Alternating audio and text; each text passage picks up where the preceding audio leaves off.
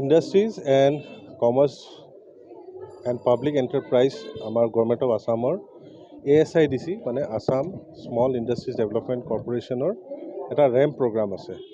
ৰেম্পৰ ফুল ফৰ্মটো আপোনালোকে দেখিছে, raising and এক্সেলাৰেটিং MSME performance. তাৰমানে যিখিনি আমাৰ ইয়াতে লঘু উদ্যোগ আছে MSME, তেখেতসকলক ৰেইজিং মানে য'ত আছে তাৰ পৰা এক খাপ ওপৰত উঠাই দিব লাগে আৰু এক্সেলাৰেট অলপ পেকআপ ধৰিব লাগে, মানে অলপ স্পীড ভৰাই দিব লাগে। কেনেকৈ কৰিব? ধৰি লওক বিভিন্ন যিখিনি সুবিধা আছে, ট্ৰেইনিং আছে, আপোনাৰ এতিয়া যোনটো চলি আছে ONDC, আপোনালোকৰ অনলাইন যোনটো প্লেটফৰ্ম চৰকাৰে বনাই দিছে, বিভিন্ন এমেজন ফ্লিপকাৰ্টৰ নিচিনা এনেকুৱা এটা অনলাইন প্লেটফৰ্ম য'ত মানুহখিনিয়ে আপোনালোকৰ চেলাৰখিনিয়ে প্ৰডাক্টখিনি বিক্ৰী কৰিব পাৰে। লগতে আপোনাৰ FSSAI যোনখিনি আজিকালি যিমান খোৱা বস্তু আছে, FSSAI লাইচেঞ্চটো বহুত জৰুৰী অনিবাৰ্য। লগতে সেই খোৱা বস্তুখিনি ভাল কোৱালিটি হ'ব বুলি এটা গেৰেণ্টি দিয়ে। সেইটো কাৰণে FSSAIৰ ওপৰত এটা কথাখিনি ৰখা হ'ব MSMEখিনিৰ আগত। GEM পৰ্টেল যোনখিনি চৰকাৰী পৰ্টেল হয়, য'ত নেকি আপোনাৰ যিমান চৰকাৰী বিভাগ আছে অল অভাৰ ইণ্ডিয়াৰ পৰা বস্তু কিনিব পাৰে। তেনেকৈ আপোনালোকৰ কেইটামান যিখিনি আজিকালি চলি থকা কনচেপ্ট, সেই গোটেই কনচেপ্টখিনি MSMEসকলক বুজোৱা হ'ব।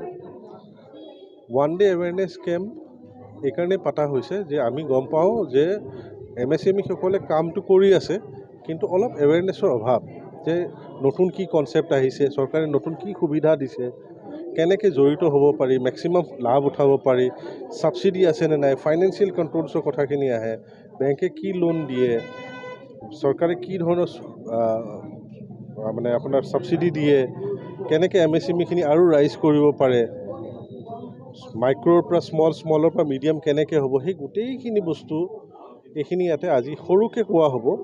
তাৰপিছত আমি আশা কৰি আছোঁ যে এই যিখিনি আমাৰ 400+ MSMEসকল আজি ইয়াতে পাৰ্টিচিপেট কৰিছে, তেখেতসকলে অলপ ডিটেইলছত গৈ ষ্টাডি কৰিব আৰু তাৰ লাভালাভখিনি ল'ব।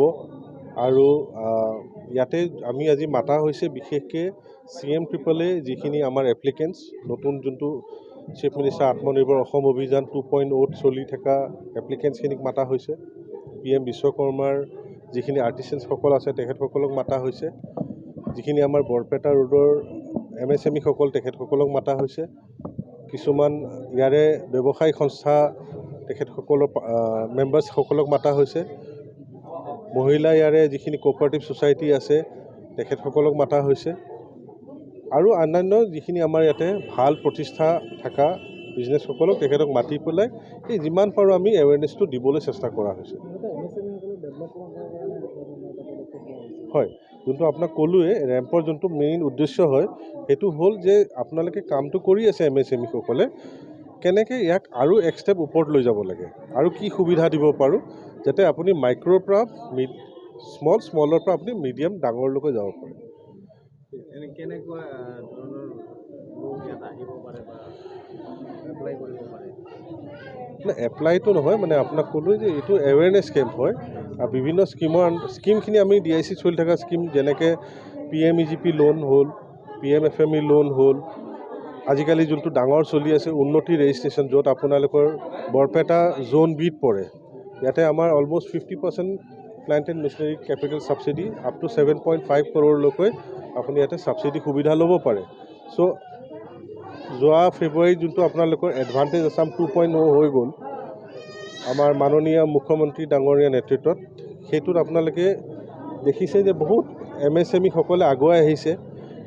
বৰপেটা জিলাত 9খন হস্পিটেল আগুৱাই আহিছে, আমাৰ লগত MOU চাইন কৰিছে এডভান্টেজ আছাম 2.0।